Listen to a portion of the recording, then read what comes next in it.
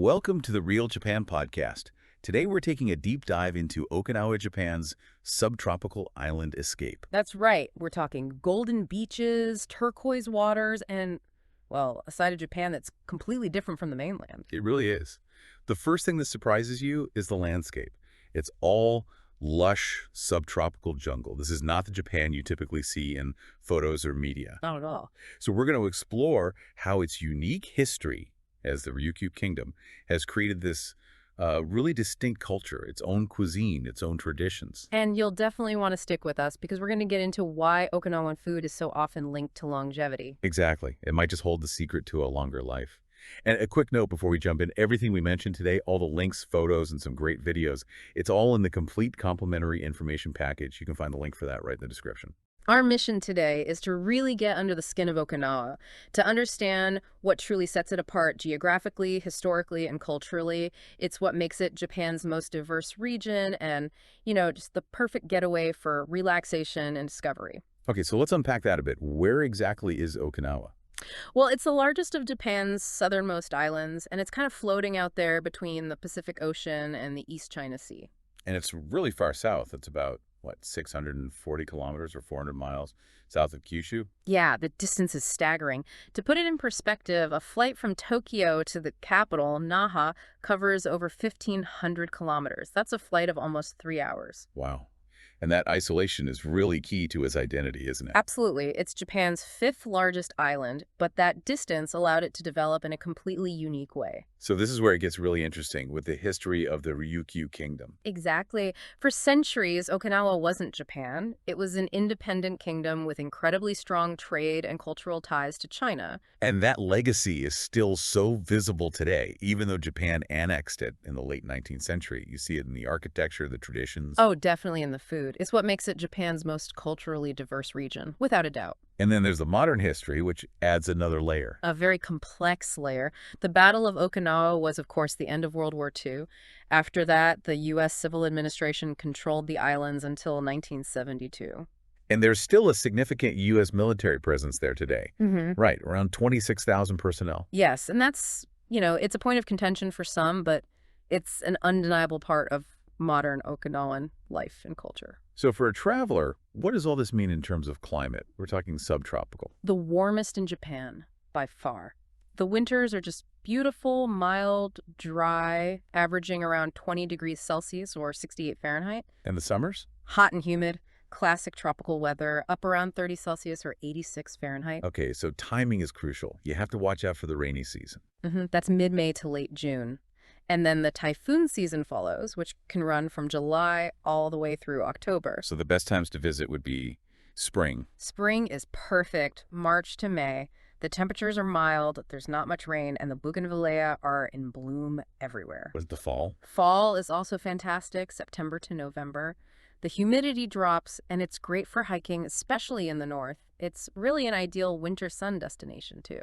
Let's talk about what to do there. Okinawa is just a world-class destination for anything involving water. And it's so accessible, even for beginners. The waters are often calm and incredibly clear. One of the biggest draws has to be the Blue Cave. Oh, yeah. That's at Cape Maeda near Onna Village. It's about a 50-minute drive north of Naha. And it's this semi-submerged limestone cave, right? Yeah. The sunlight reflects off the white seafloor and creates this amazing blue glow. It really is amazing. A little tip, though. For the best light, the most vibrant blue, you'll want to go between dawn and noon. Good to know. And if you'd rather stay dry, there's the Okinawa Chirami Aquarium. A must-see. It's on the Motobu Peninsula, and for a while it was the largest aquarium in the world. The main tank is just breathtaking. That's the one with the whale sharks, right? Whale sharks, manta rays. You get to see them up close. It's incredible. Now, connecting back to that Ryukyu history, Shuri Castle is the place to go. It absolutely is. It's in Naha, and it was the political and cultural heart of the kingdom. People call it the Red Castle because of its restored, red lacquered walls. It looks nothing like a castle on the mainland. And the main gate, the Shuriman Gate, is so iconic, it's actually on the 2,000 yen banknote. Which really shows its unique place in the national identity. Then, for a moment of reflection, there's the Peace Memorial Park. Yes, in Itamen on Mabuni Hill. It's where the Battle of Okinawa ended. The main draws are the museum and the cornerstone of Peace Monument. It's a very powerful place. And for pure dramatic scenery. I'd say head north to Heido Misaki, Cape Hedo. It's the northernmost point of the island with these dramatic cliffs. Or for hiking, you have Yanmaru National Park. That's the subtropical rainforest. Exactly. You can hike to Hiji Falls or see the really curious rock formations at Cape Manzomo. And of course, you can't forget the smaller islands, like Tokashiki Island. A great day trip from Naha. It's part of the Karamashoto National Park, known for pristine white sand beaches and that crystal clear water. Okay, let's get to the food. Because Okinawan cuisine it's a whole different world. It really is. This isn't mainland Japanese food. It's a fusion, born from its history. So you have Chinese influences, Southeast Asian. Native Ryukyu traditions, and even some American influences from after the war. It's a true melting pot. And the most famous dish is probably Goya Shampuru. The stir-fried bitter melon. It sounds odd, but it's delicious.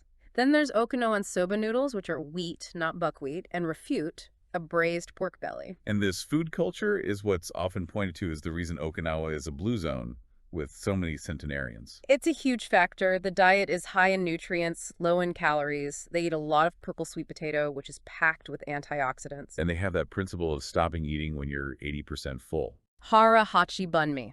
That's it. It combines nutrient density with, a natural caloric restriction. For drinks, there's the local Orion beer, but also awamori. You have to try awamori. It's a distilled liquor, not fermented like sake, and it's made from long-grain indigo rice.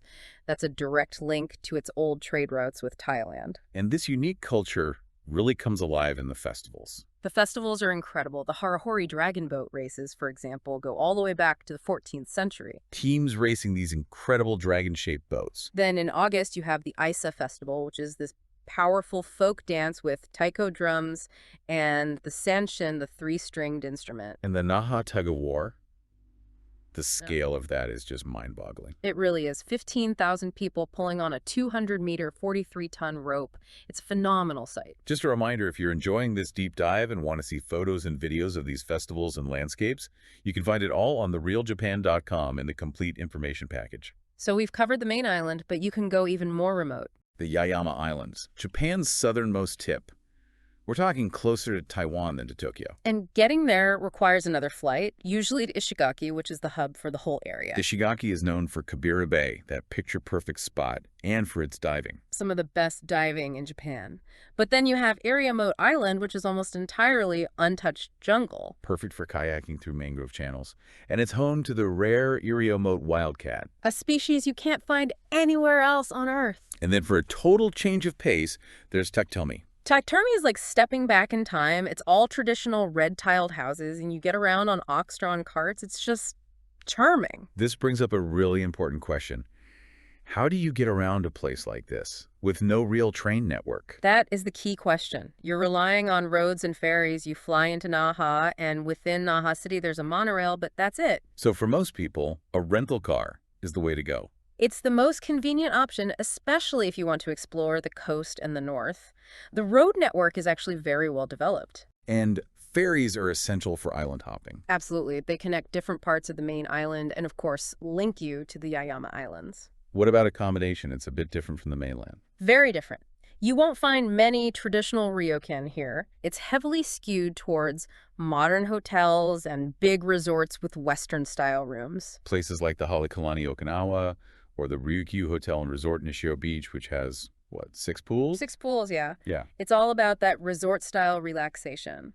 Or for a central base in Naha, something like the JR Kyushu Hotel Blossom Naha works perfectly. And for links to all these resorts and more travel tips, you can check out therealjapan.com. So if we tie this all together, Okinawa is just fundamentally different from the rest of Japan. You have the subtropical landscape, the unique Ryukyu history, the post-war influence. It's a true fusion. It really is. Yeah. And I think it's fascinating to consider that.